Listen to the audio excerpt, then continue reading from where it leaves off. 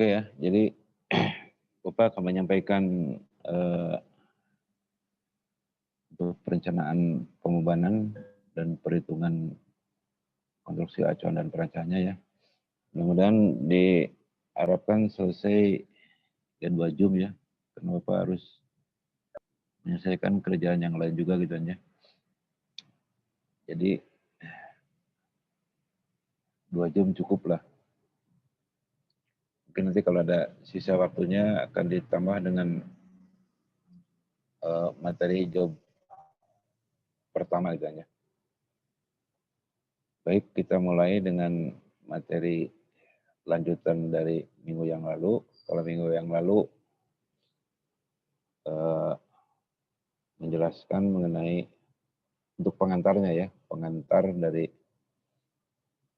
eee, lab konstruksi untuk praktek acuan dan perancang gitu kan ya.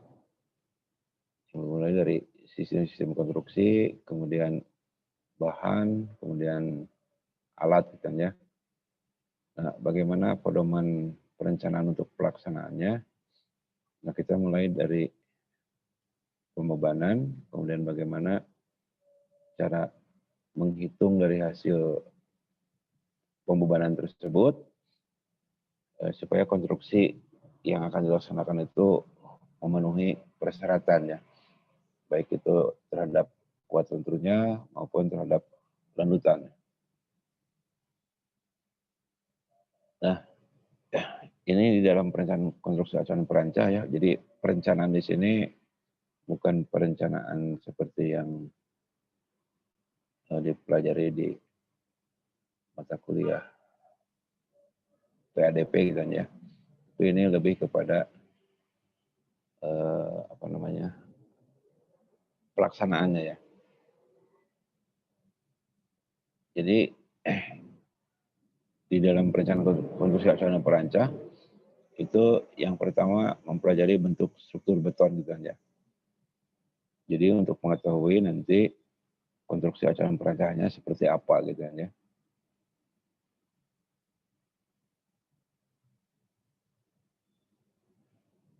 Dari setiap bentuknya ya. Kemudian yang kedua adalah pelajari persediaan alat dan bahan.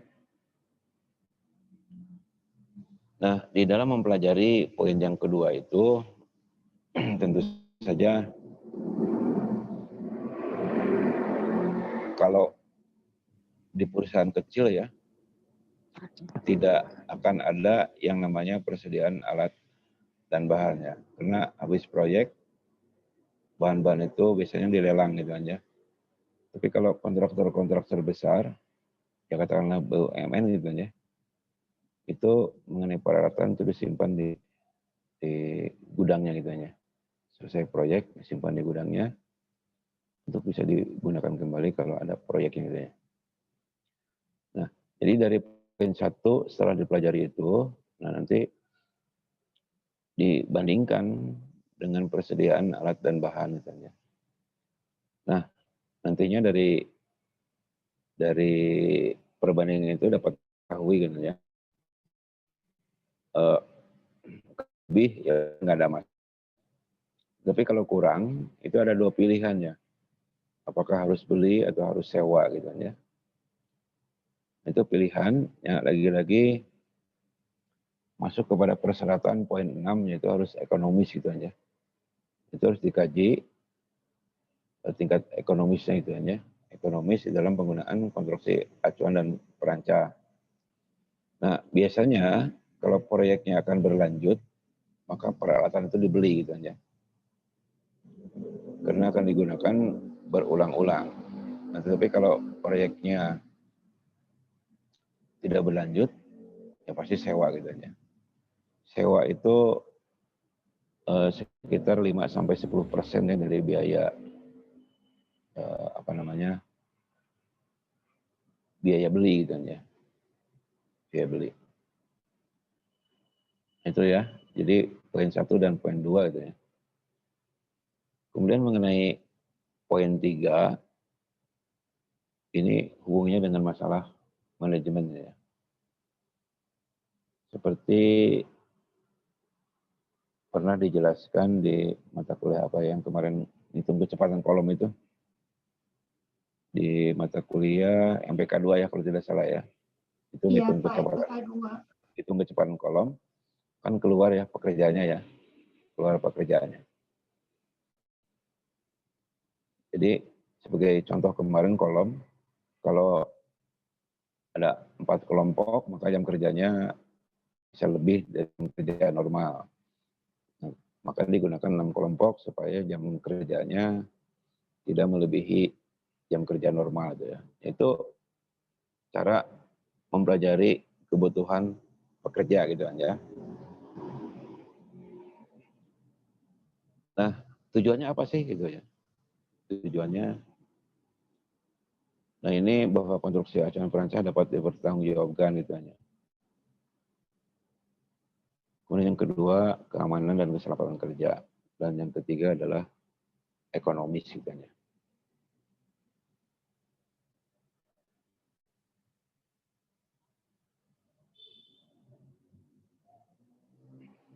Nah, yang berikutnya, ini mengenai ke tipe-tipe konstruksi acuan dan perancah. Nah, mengenai tipe ini ada dua pendapat gitu ya, katakanlah dua pendapat lah gitu.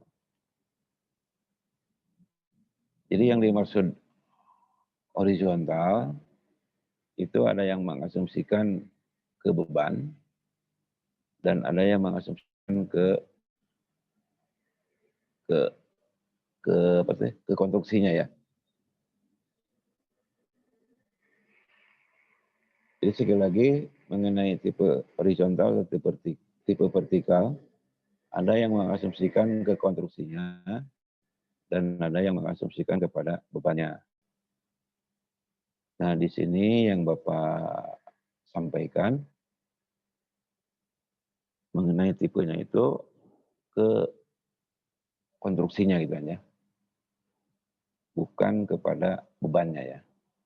Kalau di referensi lain ada yang menyatakan ke beban, ya nggak apa-apa gitu kan ya. Asal Anda bisa memahaminya. Berarti kalau bebannya vertikal, berarti konstruksinya horizontal. Nah, kalau konstruksinya horizontal, berarti bebannya vertikal. Jadi kebalikannya ya. Yang penting jangan salah persepsi saja. Nah, mengenai tipe horizontal, contohnya itu lantai gitu ya.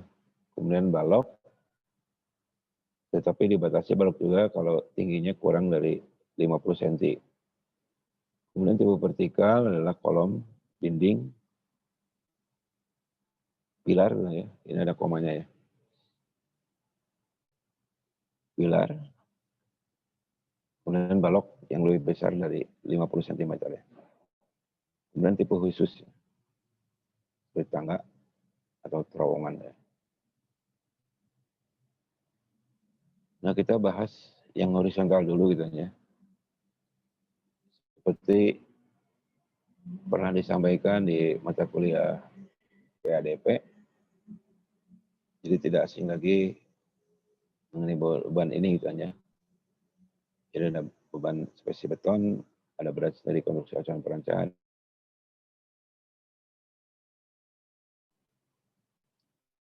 Kalau prinsip ini adalah papan tempatkan di atas dua betonnya. Ini ada ketinggian dalam konstruksinya. Kalau hanya berat saja, maka hanya beton. Nah, ya, karena ini adalah konstruksi beton dan dilaksanakan, tentu saja ada tulangannya dan ada beban kerjanya gitu ya. Nah, ini kalau di mata kuliah PADP ini seolah-olah beban ini saat pengecoran di lantai paling atas itu ya. kalau beban kerjanya full. Tapi kalau beban kerjanya tidak full pada lantai di bawahnya ya.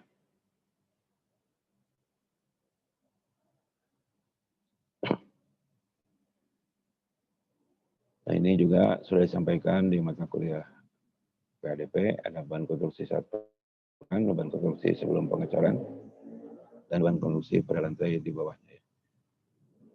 Beban-beban konstruksi yang bekerja pada lantai paling atas, yaitu beban sebelum pengecoran dan saat pengecoran.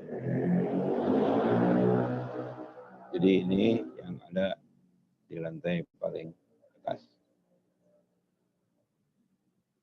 Nah ini juga sudah disampaikan, mungkin ini tampilan ini hanya untuk memperjelas saja ya, memperjelas saja. Kalau ini waktu pemasangan beban di paling atas hanya beban mati tulangan dan beban hidup pekerja ya. Baru di sininya beban mati, ada beban mati beton dan beban mati konstruksi acuan perancah, ada beban hidupnya ya. Jadi lantai ini sama dengan lantai ini. Nah ini kalau pada saat pengecoran, lantai paling atasnya ada bahan beton dan ini juga sama ya, sama dengan ini.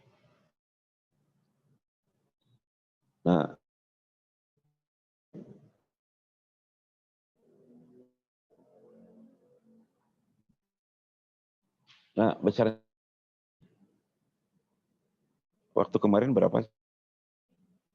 Waktu disampaikan di DP.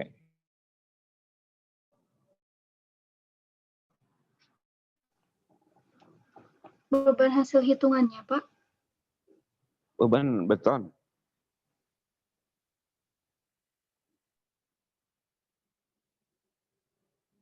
Beban beton atau beban beton bertulang berapa? 2.400, Pak. 2.400, satuannya apa? Kilogram per kilogram apa? per mili. 20 meter. Iya, jangan sampai lupa itu bebannya. Ayo, ada yang tahu nggak berapa?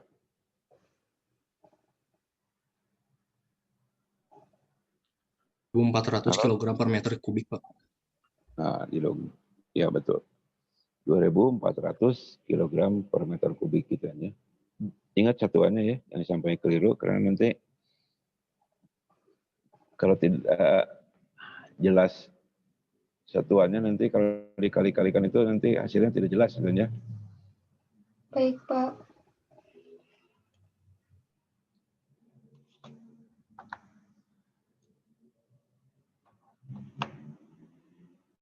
Nah sekarang ke berat sendiri acuan perancahnya ya. Nah ini Bapak ambilkan dari bukunya Wigbud kan ya. Jadi papan, balok anak, balok penyangga.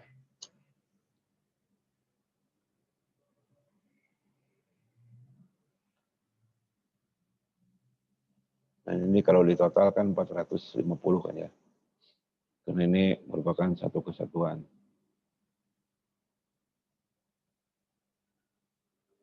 Nah di sini yang belum ada tuh scaffolding ya. Yang enggak ditambahkan saja scaffoldingnya.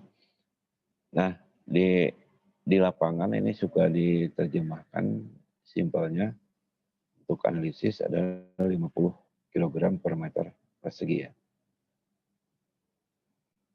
Yang sering diterjemahkannya. Tapi untuk pomok-pomok modern bisa lebih ya, sampai 100 kg ya per meter perseginya. Jadi 2 kali lipatnya dari tradisional ya. Kemudian untuk yang modern ini, memang tergantung bentang gitu ya.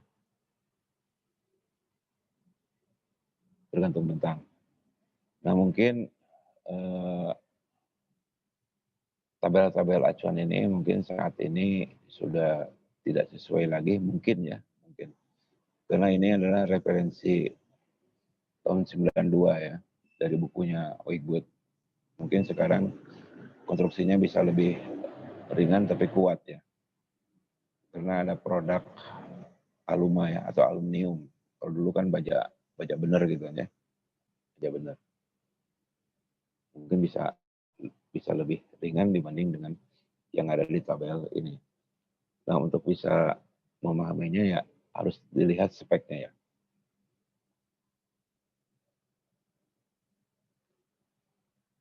Seperti kemarin Horibim kan, untuk yang SX 22 itu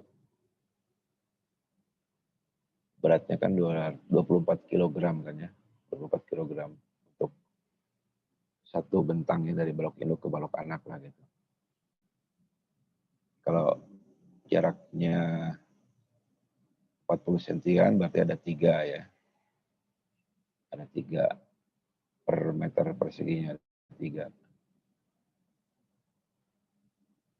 Kemudian yang 24 itu dibagi 3 nya 8 kilo. Yang 8 kilo kali 3 ya kurang lebih 24 kilo ya per meter perseginya. Itu untuk yang menggunakan Horibim gitu hanya. Jadi di bawah ini juga ya. Ya kurang lebih ini ya, kalau bentangnya ini kan 2 meter,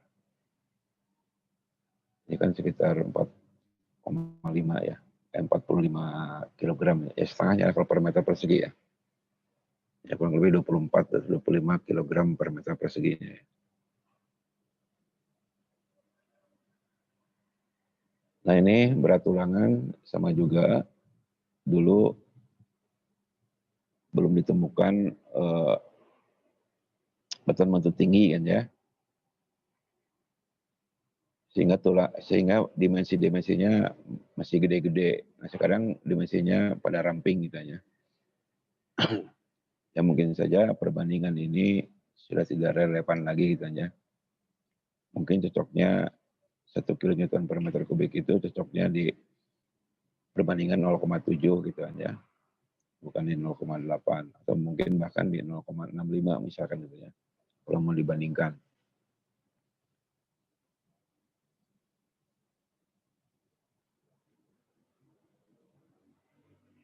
Tapi ini bisa jadikan rujukan juga gitu ya.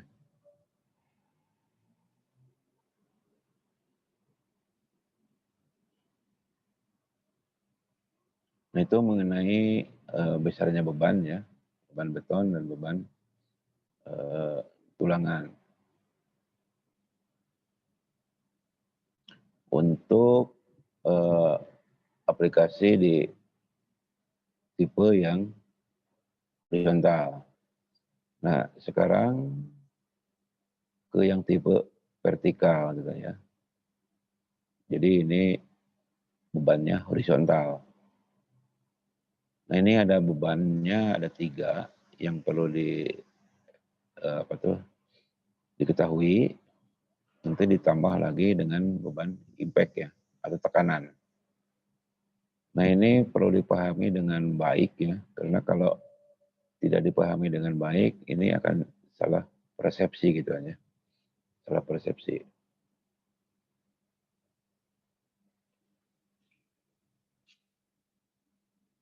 Jadi gaya yang bekerja pada tipe vertikal itu ada 3. Yang pertama tekanan hidrostatis. Nah, kenapa ada tekanan hidrostatis?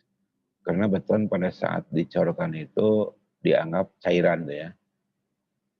Jadi tekanannya berupa segitiga gitu aja. Ya kalau Anda sudah belajar hidrolika, ya pasti paham ya. Kalau Anda sudah belajar mekanika tanah yang ada airnya pasti paham lah. Jadi segitiga di mana di puncaknya itu bebannya 0, kalau di dasar bebannya density dikalikan setinggi yang ditinjau gitu ya. Setinggi H gitu aja. Itu hidrostatis itu karena dianggap cairan. Kemudian tekanan arcing. Arcing itu arch itu ya, jadi lengkungan.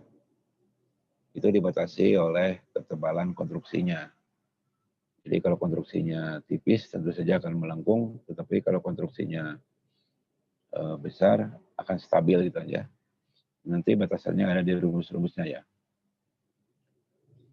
Kemudian tekanan stiffening itu hubungannya dengan kekakuannya. Stiff itu kekakuannya.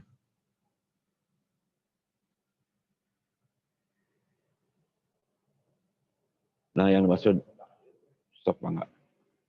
Kalau yang dimaksud dengan kekakuan itu, jadi betonnya proses ke mengeras ya, sampai beton itu keras benar gitu ya. Nah itu hubungannya dengan kondisi lingkungan.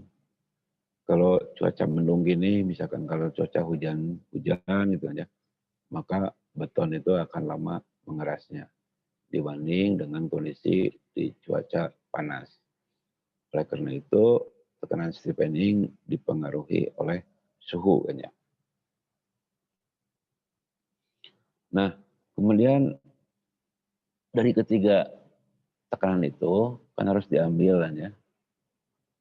Bukan tiga-tiganya, tetapi salah satu. Bukan salah dua ya, tapi salah satu. Tapi yang terkecil. Nah, di sini nih disampaikan dari ketiga tekanan tersebut diambil yang terkecil. Nah, pertanyaan Bapak mau dijawab dulu. Kenapa yang terkecil?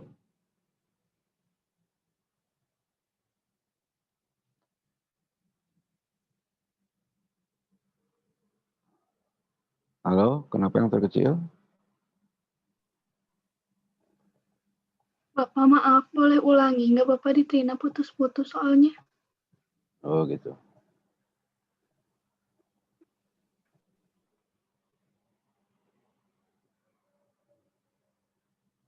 Yang ini kan ya, biar jelas yang ini aja. Dari ketiga tekanan tersebut, dari ketiga tekanan ini, diambil yang terkecil. Pertanyaan Bapak, kenapa diambil yang terkecil?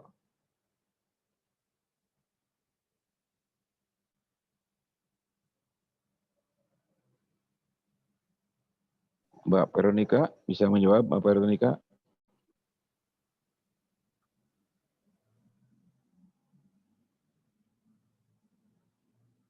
Halo Mbak Veronica?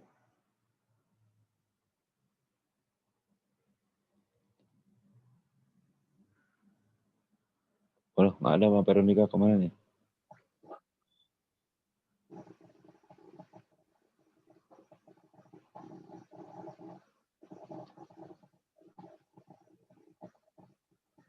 Bapak boleh izin jawab Bapak, tapi nggak tahu benar nggak tahu salah Bapak. Siapa? Mbak Trina? Trina Pak. Ya, silakan. Iya Pak. Soal apa kalau misalnya tekanannya kecil, jadi gaya yang terjadinya juga bakal lebih kecil Pak. Bukan itu, jadi salah tangkap Anda itu. Dari ketiga tekanan tersebut, kenapa diambil yang terkecil? Kan pasti angkanya kan bermacam-macam. Nah, diambilnya yang terkecil. Nah, pertanyaan Bapak, kenapa diambil yang terkecil?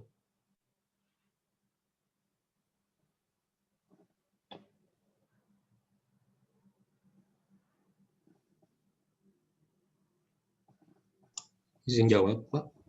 Ya, silakan Putra. Mas Putra, silakan. Karena diambil yang ini kan, yang ini bukan apa yang paling kritis gitu Pak untuk rencana. Hah? Diambil nilai terkecil itu untuk rencana kan Pak, berarti diambil yang paling kritisnya Pak.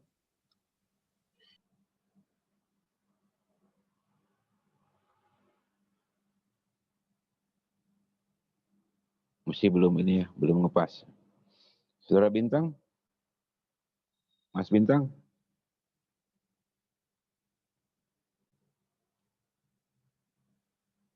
Halo Mas Bintang, kemana nih?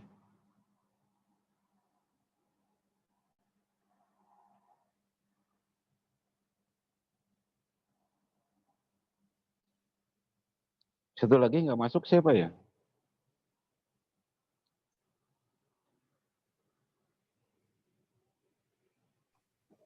Udah semuanya Pak.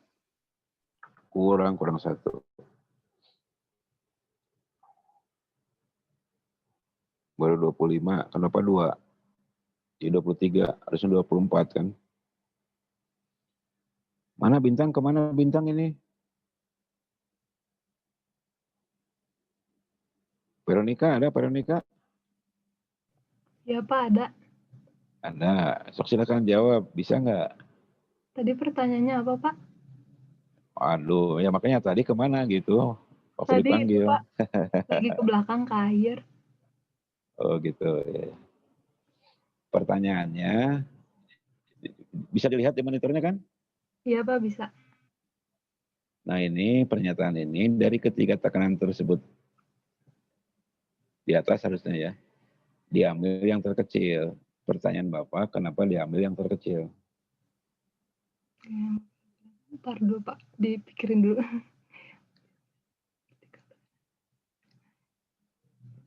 Oke, gantian aja. Bintang, Bintang kemana Mas Bintang?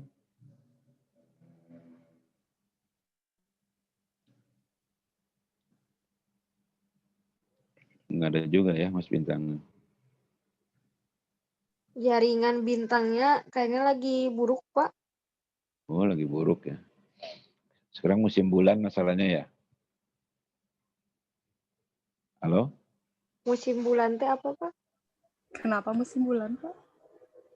Ya karena bintang Oh, sekarang kan. soalnya bintang. Oh, Ya ya. Bintangnya buruk karena masih bulan sekarang gitu.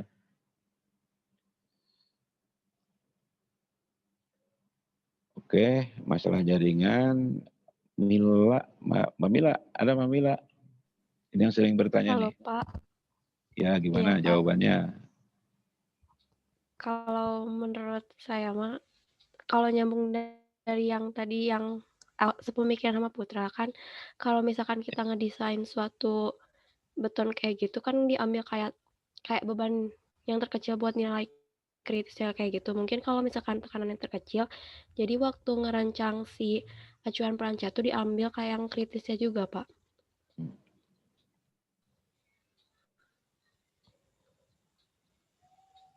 Gimana Oke Pak? ya. Atau kurang masuk Pak jawabannya? Ya kurang ngepas lah gitu ya. Oh iya Pak. Ya, sebelum Bapak menjelaskan lanjut dulu aja ya. Biar jelas. Nah, kemudian dilanjut lagi mengenai yang tadi yang terkecil dan ditambah dengan tekanan impact ya. Nah, jadi dari yang terkecil ditambah impact maka disebut tekanan rencana. Nah, itu yang harus dijadikan di dalam menganalisis dimensi maupun jarak-jarak elemennya ya.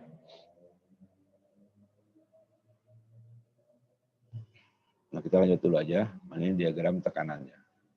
Nah, perhatikan di sini garis biru dan garis merah ya.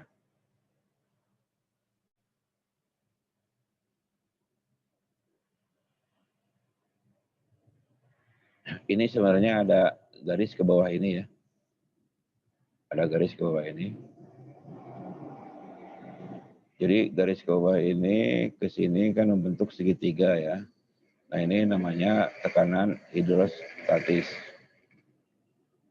Ini ke sini karena di teorinya itu ditambah impact gitu aja. Maka dari sini sampai sini menjadi tekanan rencana atau dari sini ke sini menjadi tekanan rencana. Ini Bapak ambilkan dari standar Australia ya. Nah, kemudian yang merah ini atau yang biru itu sama saja ya. Tekanan sebagai kemajuan dari pengecoran ya. Jadi beton dituangkan ke dalam cetakan ini lama-kelamaan akan naik ya. Nah, yang pertama kali dicorkan yang berwarna biru ini lama-kelamaan mengecil. Begitu pula yang ini lama-kelamaan mengecil dan selanjutnya mengecil. Nah, di sini ada yang namanya batas tekanan ya. Batas kerja tekanan dari arcing atau dari stiffening. Nah, supaya bisa lebih dipahami lagi, mungkin yang ini ya. Nah, ini gambarnya hidup ya, tapi nah ini ya, hidup. Nah, gitu kan. Nah ini kalau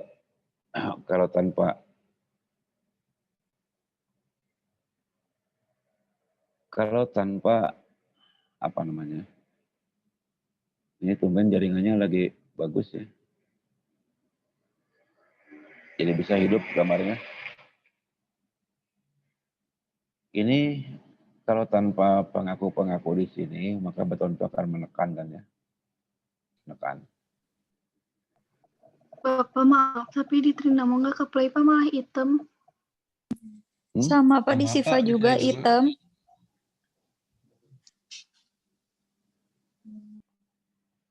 Hitam. Iya. Pak, layar.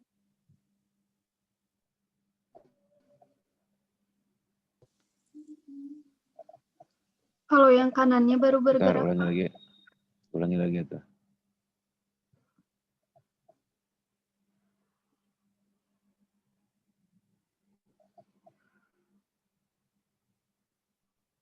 Oh, hitam ini mah ya. Ya oke lah. Hitam ya. Coba lihat aja yang kiri lah. Mudah-mudahan hidup kamarnya.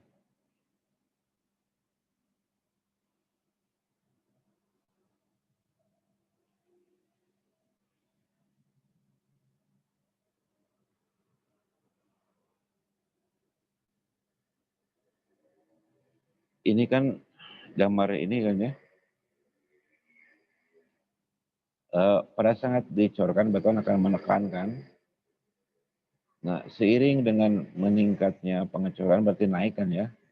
Maka beton yang pertama kali dicorkan lama-kelamaan akan terjadi yang namanya setting time kan ya. Jadi beton mengikat. Jadi tidak ada lagi tekanan ya. Oke, bisa dipahami? Bisa Pak. Bisa Pak. Apa? Nah, lanjutkan terus sampai atas.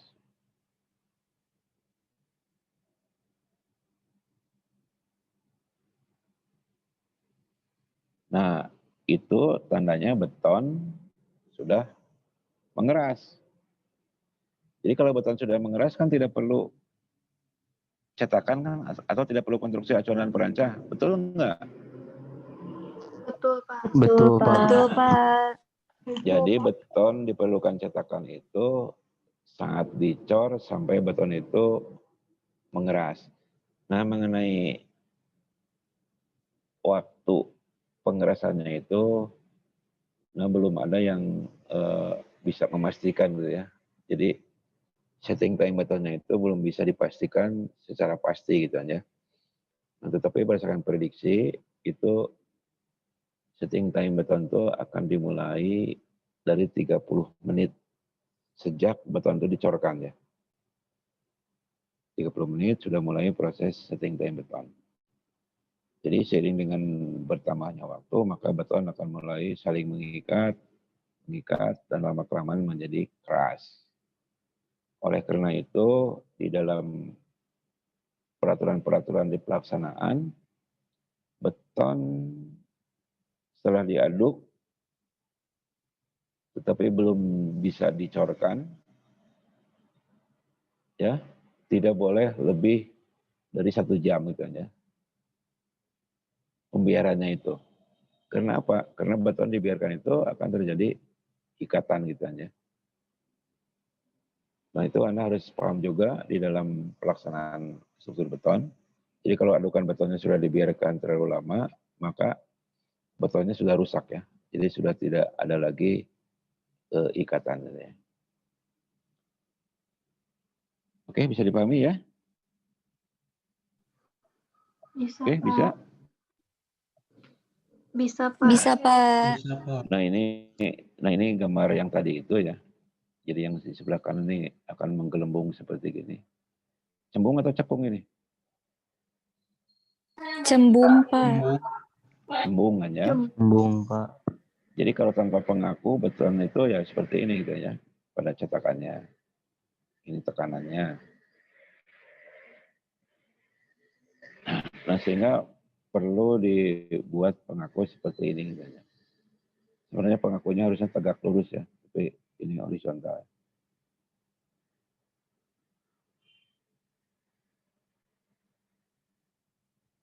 Ini Bapak ambilkan dari filmnya dari Politeknik atau universitas di Jerman ya.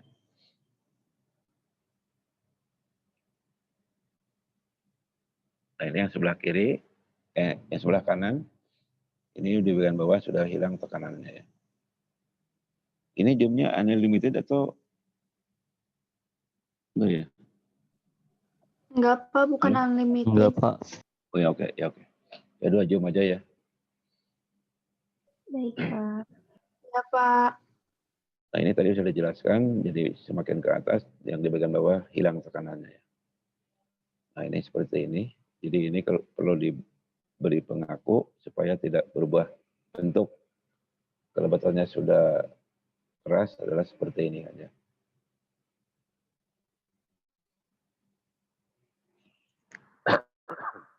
Nah ini mengenai rumus-rumus dari setiap tekanan itu, Bapak ambilkan dari standar Australia ya. AS itu bukan Amerika Serikat ya, tapi Australian standar ya. 1509. Nah ini memang dari sanohnya ya, campuran ininya. Jadi makanya dibagi 100 kilonewton per meter persegi. Jadi besarnya tekanan, satuan tekanan, density-nya kilogram per meter kubik. Rata-rata dibagi 100.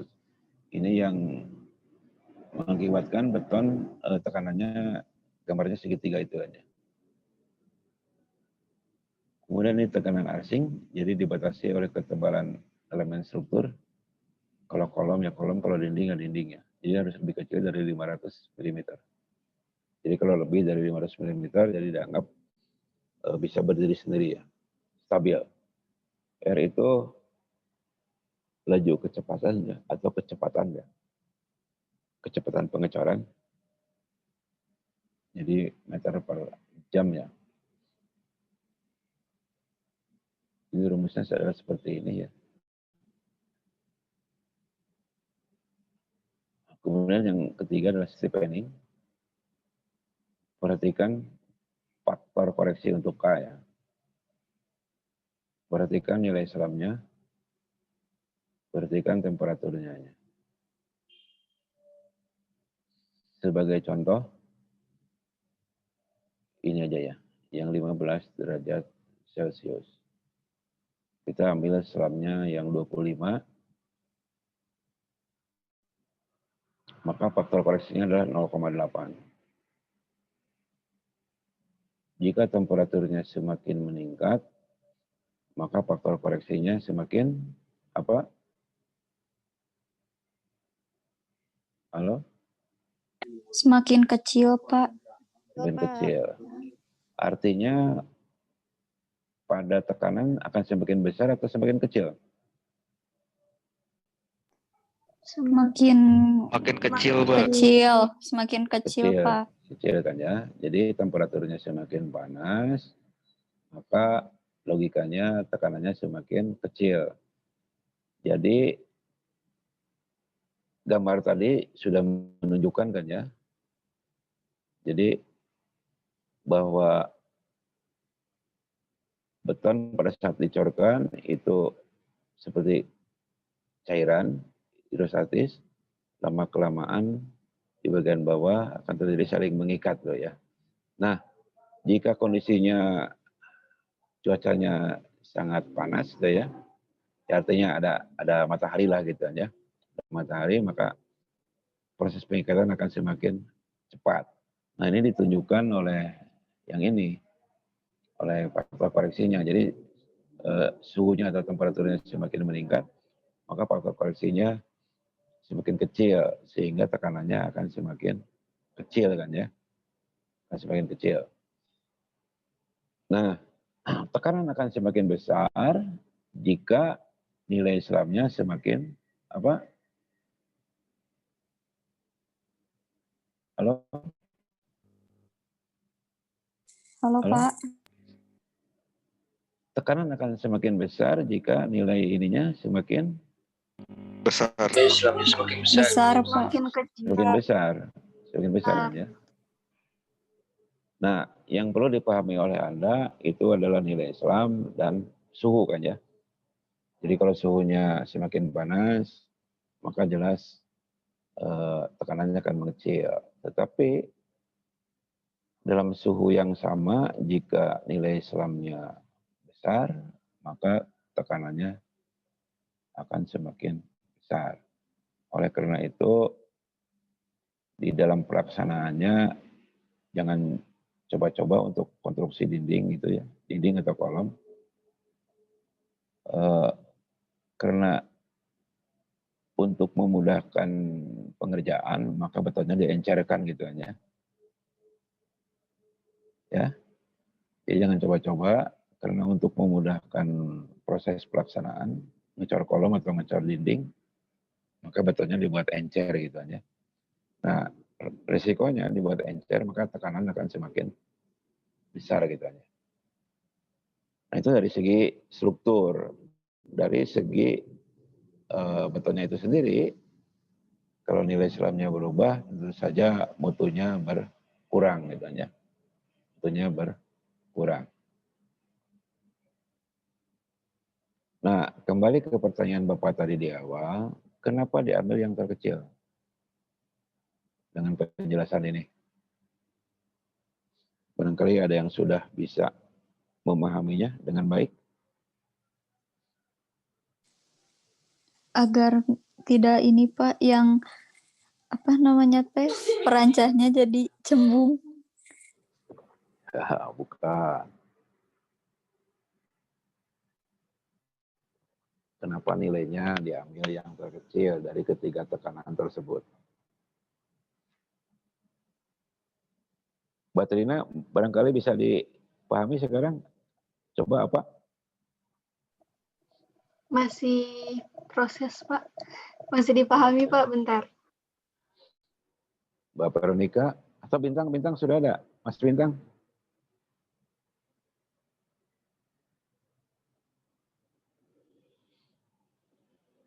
Masih belum ya jaringan ya?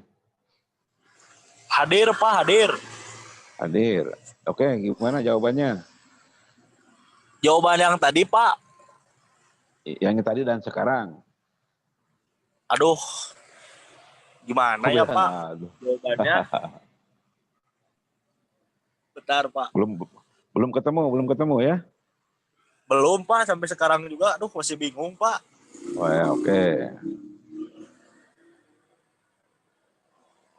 Ya. Oke, tadi yang udah menjawab Mbak Veronica, gimana Mbak Veronica?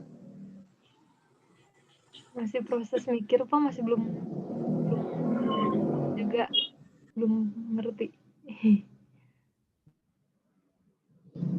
Oke, siapa yang sudah paham? Siapa?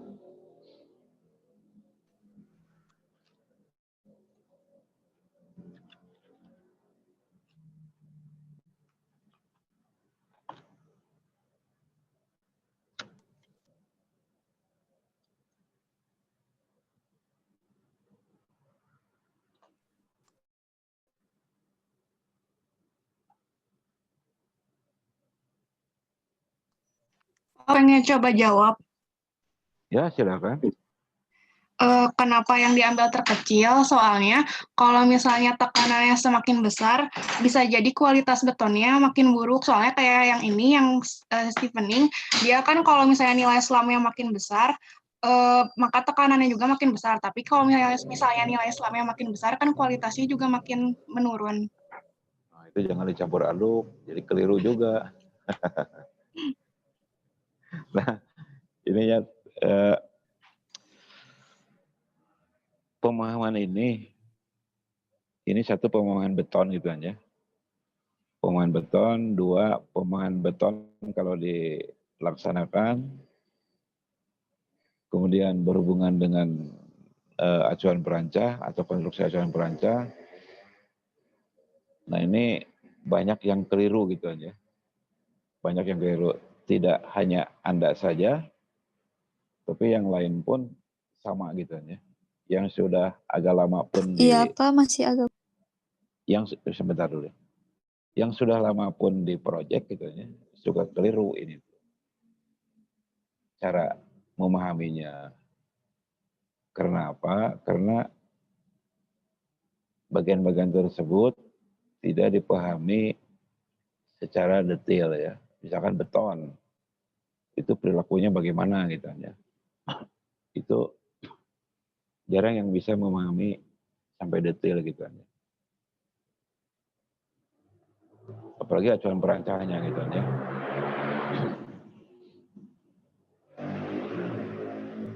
Nah, jadi begitu diaplikasikan, tambah bingung gitu aja. Nah, kalau tambah bingung, berarti ada pemikiran sedikit gitu ya. Tapi kalau sudah digabung seperti ini, tidak ada pemahaman gitu ya, itu yang bahaya gitu ya. Yang bahaya. Makanya di lapangan sering terjadi kegagalan bangunan saat pelaksanaan itu, ya salah satunya berakibat dari sini gitu aja. Berakibat dari sini. Ya salah satunya kan dari apa sih, dari pemahaman gitu ya. Bahkan kalau Anda baca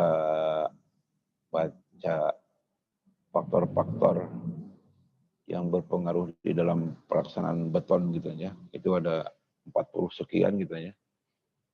Faktornya yang mempengaruhi kualitas hasil gitu ya. Itu diantaranya adalah pengetahuan gitu ya. Pengetahuan. Nah tadi di poin-poin itu sudah disampaikan sebenarnya. Poin 1 itu hidrostatis. Tadi sudah dijelaskan oleh gambar. Itu kalau betonnya benar gitu aja. Karena ada beton yang tidak benar ya. Sudah tahu beton yang tidak benar?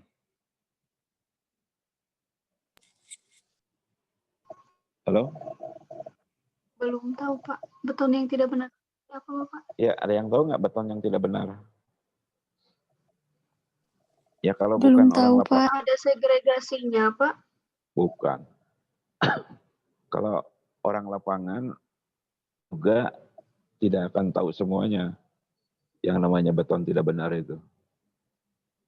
Di Polban yang tahu beton tidak benar itu yang sudah pensiun ya. Ibu Rohaiti. Itu tahu. Bapak juga pernah. Kemudian teman-teman Bapak yang di Palembang tahu. Jadi gini, beton itu logikanya kan tadi sudah disebutkan dalam 1 jam beton sudah mengeras tuh ya. Benar nggak? Iya, Iya, Pak. Pak. Iya. Kalau tidak percaya ya balik lagi Anda ke lab gitu ya. Nanya Pak Didi atau Pak Nur Sapril gitu ya. Itu 1 jam keras tuh ya.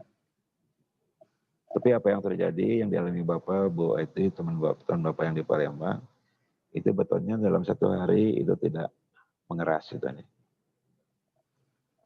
Bisa kebayang? Betonnya itu lembek aja dalam 1 hari ya. Dan satu lagi, orang pasrok ya, orang pasrok. Nah, Bapak tahu seluk-beluk masalah beton kenapa seperti itu? Karena perbedaan kondisi ya. Jadi obat-obatannya kan obat beton namanya ya. Bukan ya. Nah, didatang ke Indonesia harus dimodifikasi, disesuaikan dengan kondisi Indonesia. Kalau obat betonnya masih asli, ya seperti itu kejadiannya ya. Jadi kalau ditelusuri itu dulu lupa meramu dengan kondisi Indonesia gitu ya. Jadi langsung dipakai gitu ya. Kejadiannya seperti itu. Beton itu ya. Beton yang apa sih? Beton yang tidak benar gitu ya. Oke, itu hanya kejadian-kejadian khusus yang sangat jarang terjadi ya. Nah, tadi disampaikan di poin 1 tekanan hidrostatis. Kemudian diperlihatkan dengan gambar, maka tekanan hidrostatis itu tidak akan tercapai. Gitu ya. Benar nggak? Iya, Pak. Benar, Ya, Pak. Pak. Iya, Benar Pak. kan? Betul, Pak.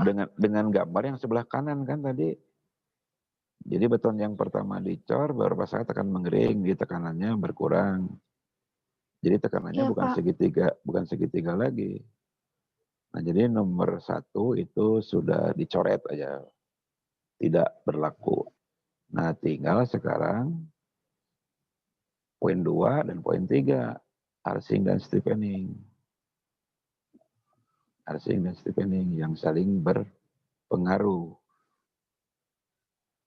Ya, yang saling berpengaruh.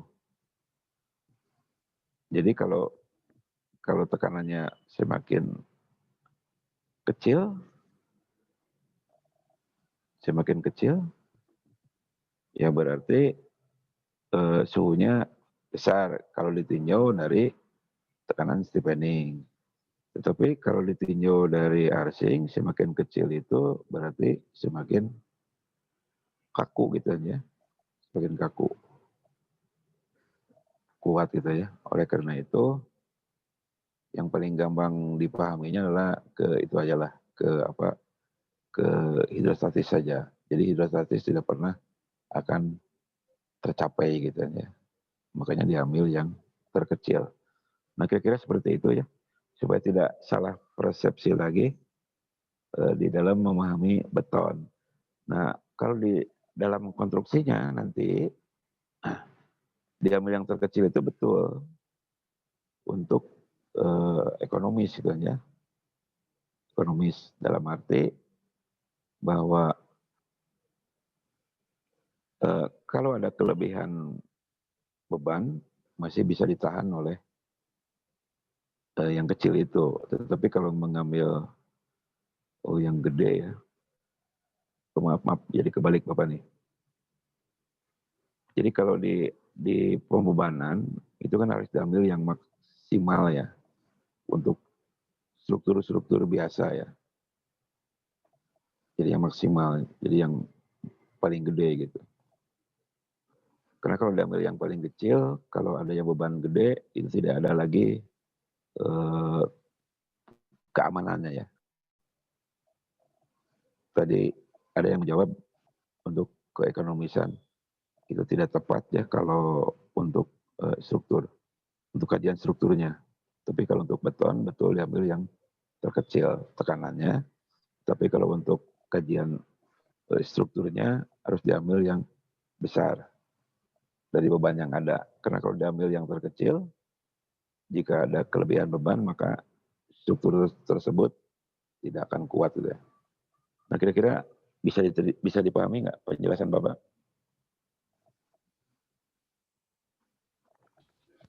Bapak Masih bingung, Iya. Pak. masih bingung. Masih bingung Masih kenapa bingung. tekanannya harus yang terkecil. Iya, tekanan hidrostatis selamanya tidak akan tercapai. Karena betonnya keburu mengeras kan gitu yang di bagian bawah. Jadi kalau Anda merencanakan berdasarkan tekanan hidrostatis, bukan salah, tetapi tidak ekonomis gitu. Jadi misalkan bebannya itu, beban hidrostatisnya itu 1000, misalkan tekanan steepeningnya 500, terus Anda merancang konstruksinya itu dengan tekanan 1000, kan dimensi kayunya nanti kan gede-gede gitu kan ya. Padahal cukup dengan tekanan 500 saja gitu. Bisa kebayang nggak? Kebayang, Pak. Kebayang bingung atau kebayang bisa?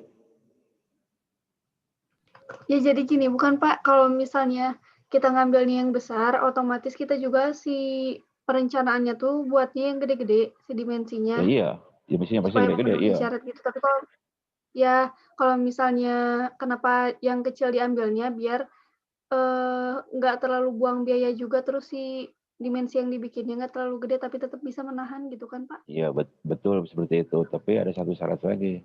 Jangan sembarangan mengambil yang kecil gitu. Harus tahu prinsipnya gitu. Nah prinsipnya tadi yang dijelaskan itu. Dari ketiga tekanan diambil yang terkecil. Kenapa diambil yang terkecil? Karena yaitu pertama hidrostatis tidak akan tercapai. Karena beton pada saat beberapa saat setelah dituangkan itu betonnya akan mengeras gitu. Dan sudah terjadi ikatan gitu. Nah sekarang tinggal 2, arsing dan stipening. Diambil yang terkecil juga dari sana gitu. Yang terkecil, karena kalau yang terbesar ya boros juga gitu. Bisa kebayang nggak? Jadi artinya kalau yang terkecilnya stipening, ya wajar berarti suhunya tinggi atau selamnya kecil gitu kan. Kalau arsing, kenapa diambil yang terkecil?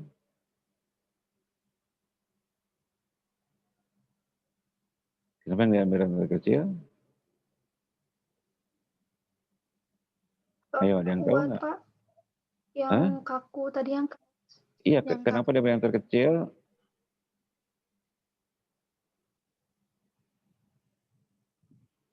Jadi ini juga pengaruhnya bisa dari kecepatan, bisa dari dimensi kan ya.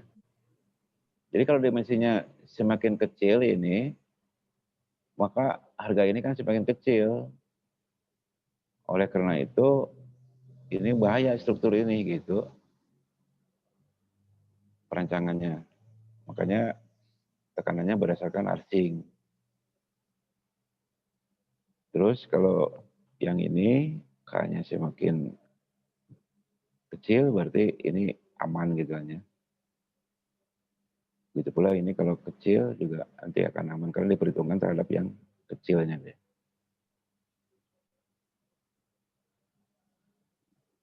Oke, nanti ini tambahannya dari ketiga itu ditambah dengan impact kan ya. Harga impact diperhitungkan untuk seluruh ketinggiannya. Ini berdasarkan standar Australia. Tapi kalau mengacu ke standar Inggris dan Amerika, harga impact diperhitungkan jika H lebih besar dari 2 gitu. Jadi batasan 2 meter. Kalau mengambil standar Inggris dan Amerika gitu ya. Tapi untuk jaga-jaga keamanan ya ambil aja standar Australia gitu ya. Jadi itu akan lebih aman dibanding dengan ini. Karena ini lumayan, hampir 10 kiloton ya perbedaannya. Oke, kita lihat contohnya aja. Nah ini contoh soalnya, D-nya ketebalannya 300 mili, selamnya 50, tingginya 6 meter, kecepatannya 3 meter per jam, density betonnya dari 400 kg per meter kubik, suhunya 25 derajat. Ditanyakannya besarnya tekanan rencana ya. Nah ini setelah dihitung ini. Maka yang diambil yang terkecil, tidak yang 144 karena ini tidak akan tercapai.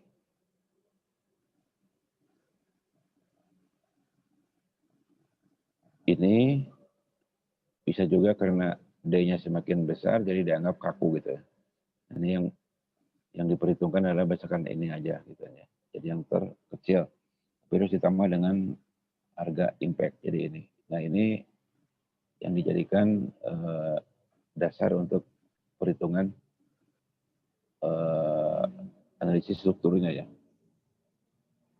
Ini kalau dilihat gambarnya ini yang hidrostatisnya, ini yang impact, ini yang stipening, yang 48,2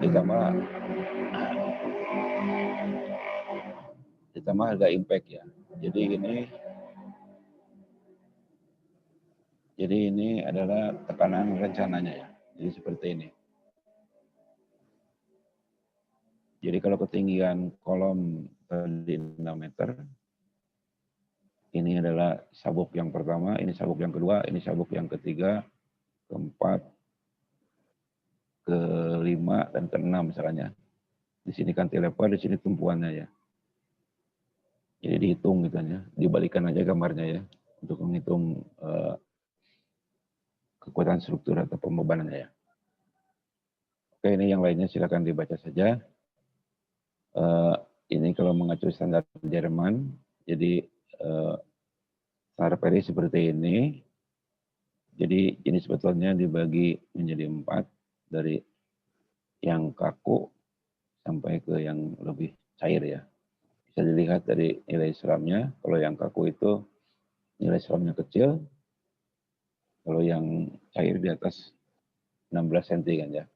Nah, ini rumusnya. Rumusnya itu ditelitinya pada temperatur 15 derajat Celcius kan ya. R-nya sama, kecepatan pengecoran.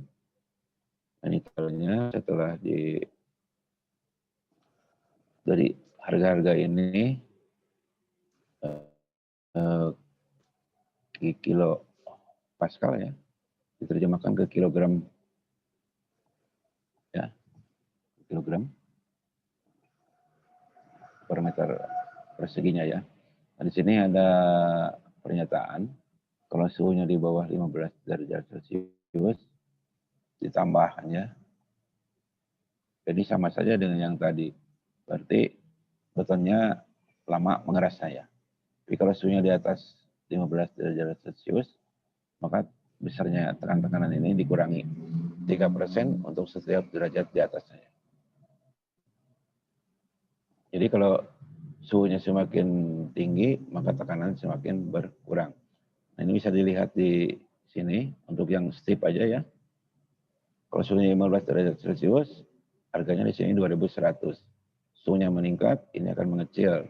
Dan meningkat lagi, ini juga mengecil. Kemudian kalau nilai seramnya meningkat,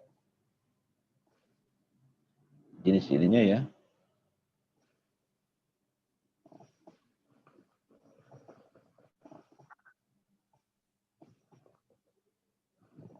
sebentar supaya tidak keliru. Iya, jadi kalau semakin meningkat maka semakin besar ya ininya, bebannya ya. Mungkin ada yang kekeliruan di sini ya. Liquid ini strip 15 derajat Celcius. Nah, ini mungkin kelirunya di sini ya. Harusnya ini, nah ini aja nih, yang kelirunya ini. Harusnya ini di atas ini kan ya, harusnya ya. Dikeliru ininya aja. Tapi kalau yang bawahnya benar ya. Yang bawahnya benar, jadi semakin betonnya jenisnya cair, maka ini semakin besar gitu ya. Dalam contoh ini aja semakin besar ya. Belum lagi ditambah kecepatannya, maka tekanan semakin besar gitu ya. Ini standar Jerman ya. Nah, ini kalau menggunakan grafik sama ya. Hidrostatisnya 108, ininya arcingnya 49, ininya steepeningnya 69. Ini Bapak ambilkan dari bukunya Wigbutan ya. Karena selamnya 75, temperaturnya 10 derajat Celcius. Jadi ada di sini ya. 10 derajat Celcius. Maaf, 10 derajat Celcius dengan selam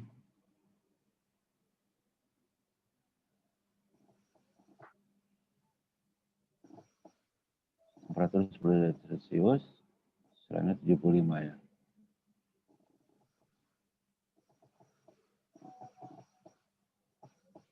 Kurang lebih di sini kan ya. Di 49, yang ini B-nya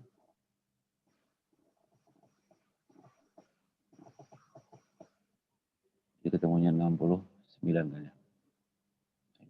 Steepening ya.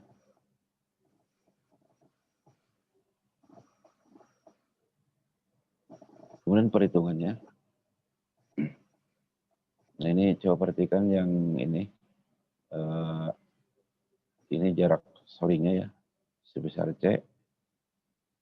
Kemudian jarak balok pendukung, balok penyangga B. Jarak balok anak atau balok pendukung sebesar A ya. Jadi kekuatan kayu lapis ini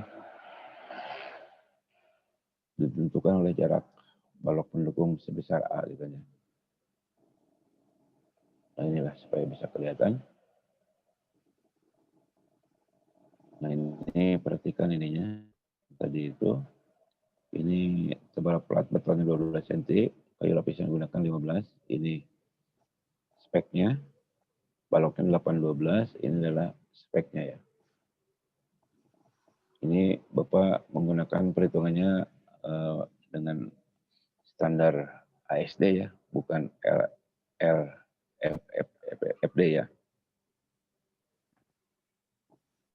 Nah ini pembebanannya sesuai dengan bentang yang tadi, jadi diperoleh pembebanannya Q-nya sebesar ini, karena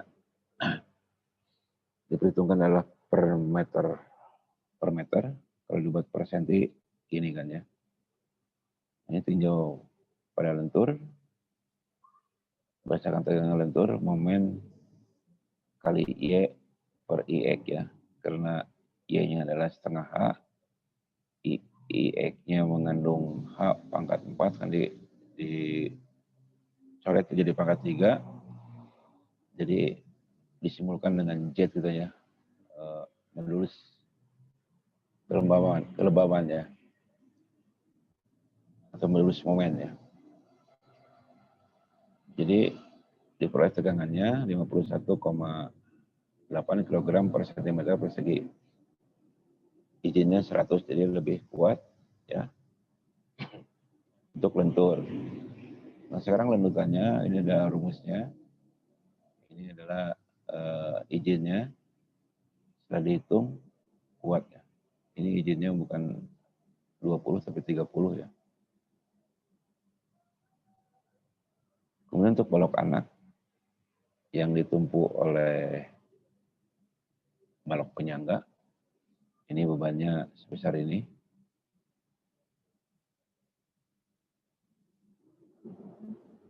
Kita tinjau terhadap lenturnya, masih cukup kuat.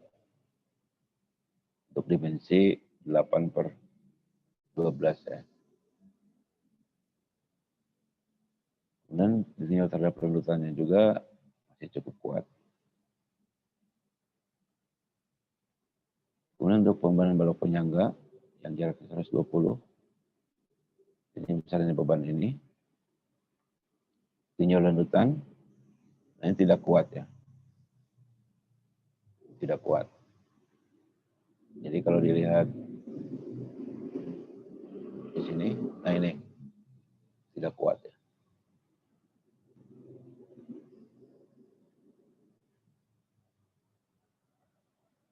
Tidak kuat ya.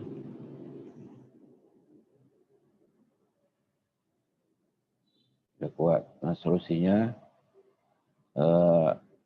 diganti dimensinya ya. Dari 8/12 menjadi 10/15. Dihitung lagi ternyata kuat ya. Kuat, hitung lanjutannya juga kuat. Nah sekarang bagaimana kekuatan dari scaffoldingnya? Ini 1,2 kali 1,8 ya, ini lebarnya, ini panjangnya ya. Misalnya beban ini dikalikan luas ya. Nah ini untuk tipe yang ini kemampuannya 2.250 kg per kakinya, per leg ya. Maka setelah dihitung, besarnya beban itu hanya sebesar ini, dia lebih kecil dari yang diizinkan, berarti kuat gitu ya. Konstruksi tidak akan runtuh gitu kan ya, tidak akan runtuh dengan jarak ini hanya. Nah sekarang ke perhitungan dinding atau kolom untuk tipe yang vertikal ya. Perhatikan jarak-jarak ini A adalah jarak balok vertikal dan B adalah jarak balok-balok horizontal ya, atau sabuk-sabuknya di kolom atau welernya ya. Ini. Dan C adalah jarak tie-rodnya ya. Jarak tie-rodnya. Nah, kalau tadi jaraknya sudah ditentukan, kalau yang ini jaraknya dihitung gitu ya. Nah ini ya, kalau kita lihat, ini jarak-jarak tie-rodnya, ini adalah jarak balok pendukungnya ya. Kira-kira gambarannya seperti inilah. Jadi kalau jarak ininya terlalu jauh, maka cetakan ini akan melengkung katanya. Begitu pula kalau jarak ini terlalu jauh, maka balok ini akan melengkung gitu ya. Maka itu harus dihitung ya.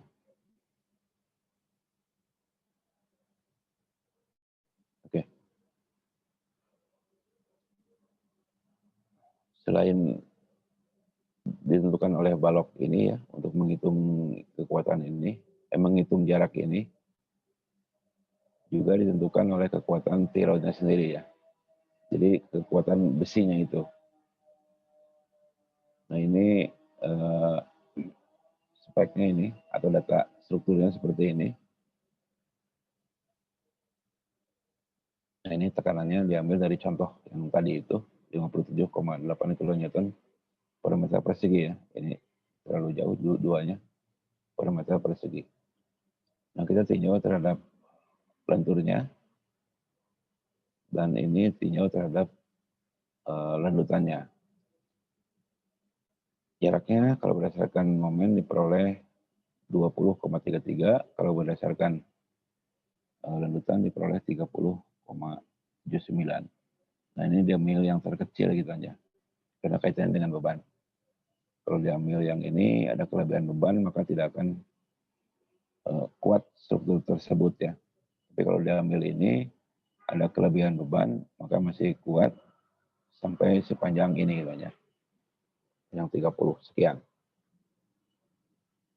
Ini adalah jarak A-nya ya, jarak antar balok vertikal. Kemudian menentukan jarak balok horizontal, ini yang wearernya atau sabuknya, berdasarkan landutan jaraknya ini, berdasarkan lentur jaraknya ini. Maka diambil yang terkecil, tapi untuk memudahkan di dalam pelaksanaan, ini pembulatannya ke bawah ya, jangan ke atas. Kalau ke atas jadi salah.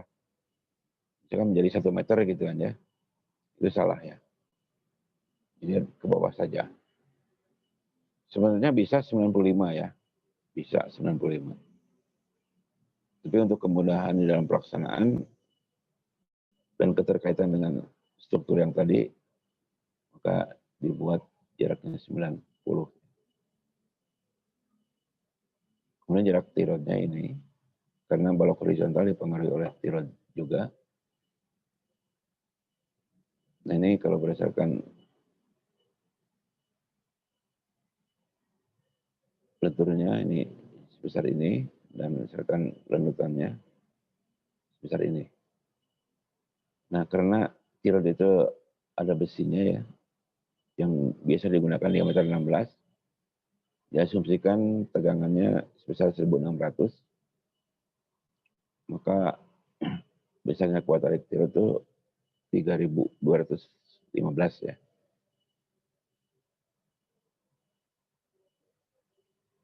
Maka jaraknya itu diperoleh 61,8 ya. Nah diambil aja 60 jarak C-nya supaya 3 kali jarak balok vertikal ya. Jadi kalau kita lihat, ini jarak A ini 20,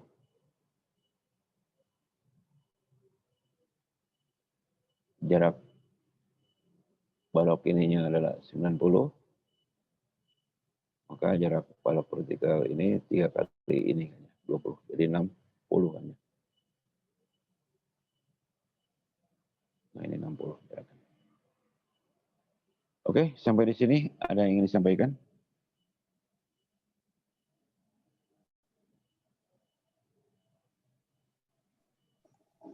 Kalau trinama belum ada apa, masih dipahami dulu, masih dicerna. Oke.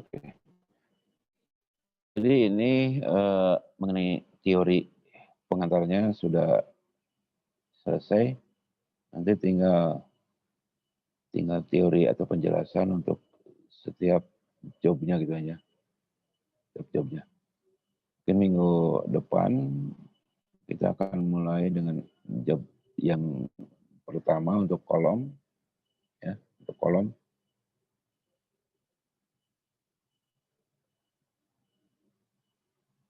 Oke, kira-kira bisa dipahami ini?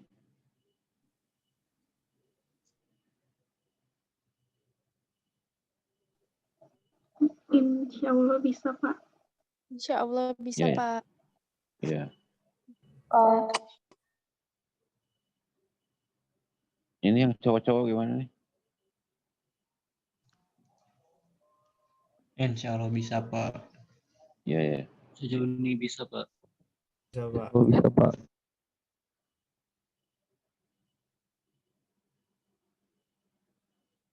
Mbak Fitra bisa, Mbak Fitra? Bisa, Pak. Iya, ya.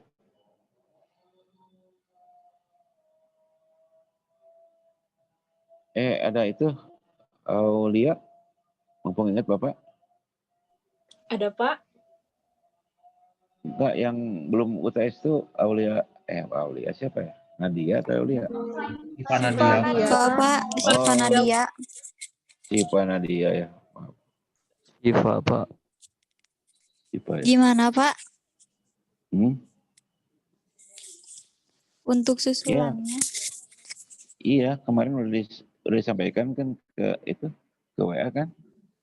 Oh iya, Pak. Besok ya, Pak, ya, jadinya jam 9. Besok atau Minggu?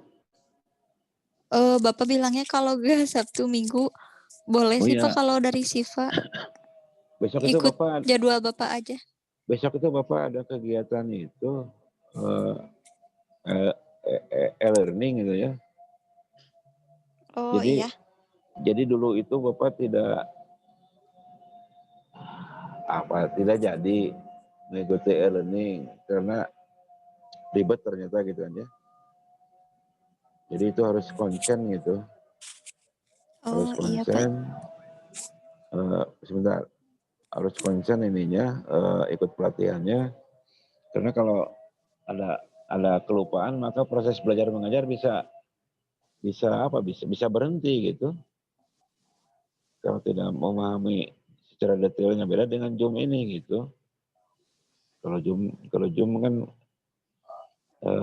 paling masalah jaringan aja, mau share materi lambat gitu aja, nggak masalah gitu, gampang kalau Zoom. Tapi kalau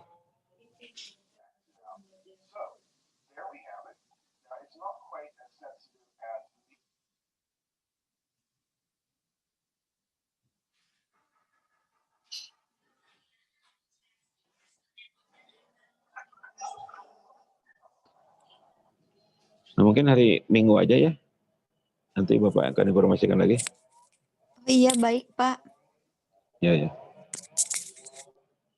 Kalau Sabtu jangan malam mingguan loh. Iya, Pak, siap.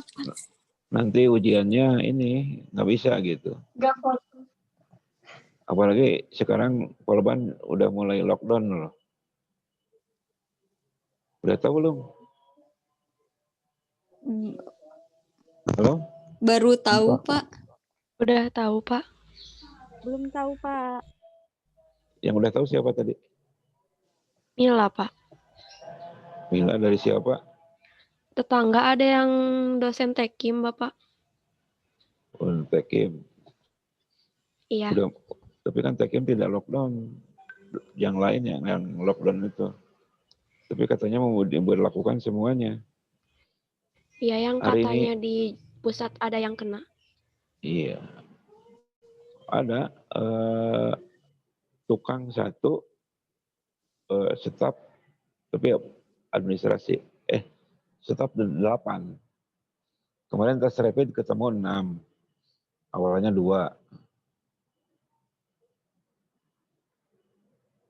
Mau dites rapid lagi besok katanya.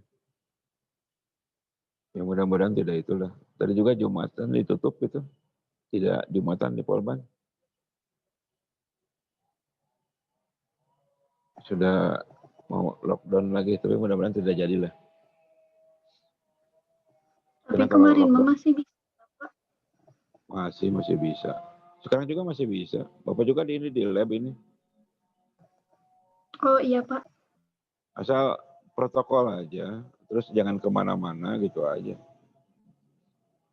Kalau satu itu mah satu tempat. Hati-hati, terus tempatnya, iya tempatnya tidak campur-campur ya nggak masalah gitu. Yang bahaya itu kan shopping sana sini. terus ngumpul kemana-mana, terus gabung dengan orang-orang yang tidak satu kegiatan. Nah, itu yang bahaya itu.